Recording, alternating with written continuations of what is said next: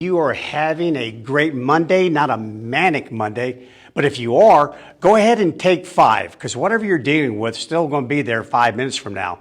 In fact, it reminds me of that old saying, no matter where you go, there you are. I got some important information to put out today and over the next couple of days. Like I said in yesterday's video, so many of you have been sending me a lot of questions. And these questions are deep questions, and I need to address them because some even have a little hint of danger behind them or a worsening condition.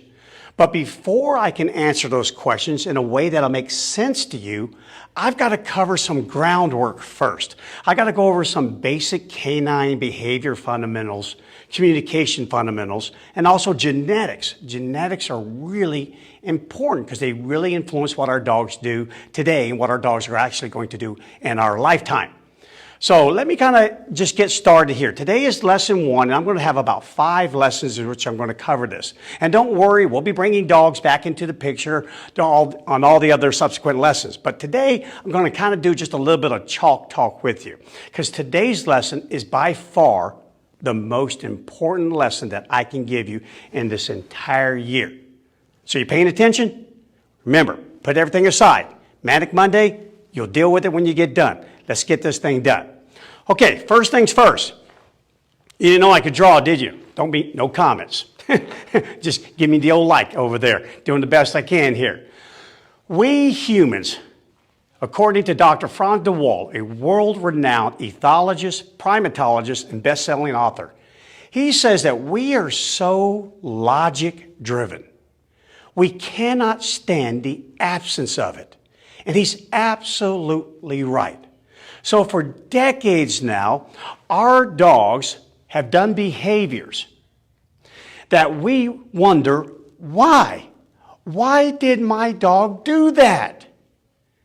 And remember, we can't stand the absence of logic, so we put logic in there. It did it because it was mad at me. It did it out of spite. It was protecting me.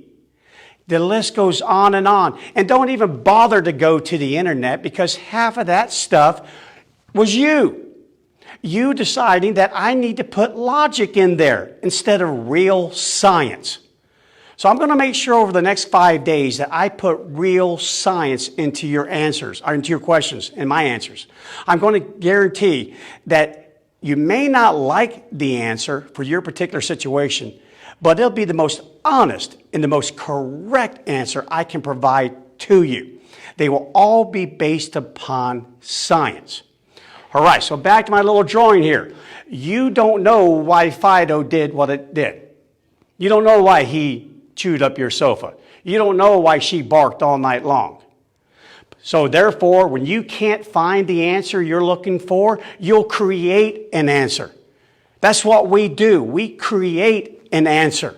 Because again, we cannot stand for the lack of logic. We cannot the absence of it. Okay, so now, you ready? Here comes the most important lesson I could really ever give you when it comes to understanding why your dog does what it does. Okay, so here we go.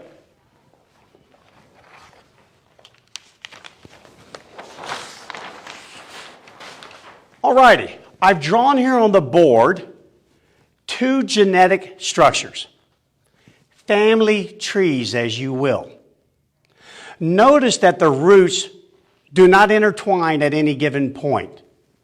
The trunks do not rub together.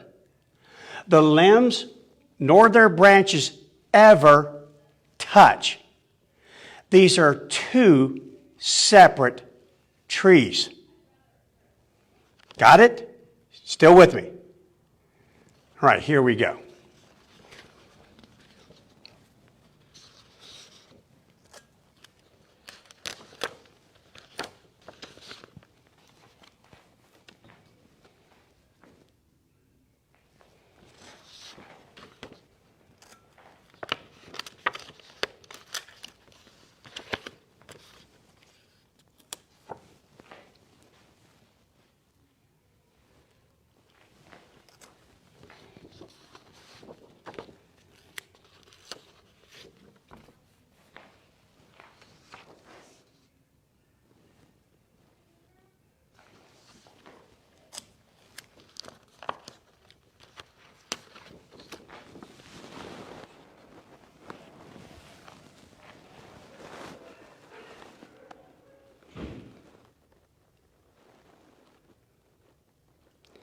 Class dismissed. I'll see you tomorrow.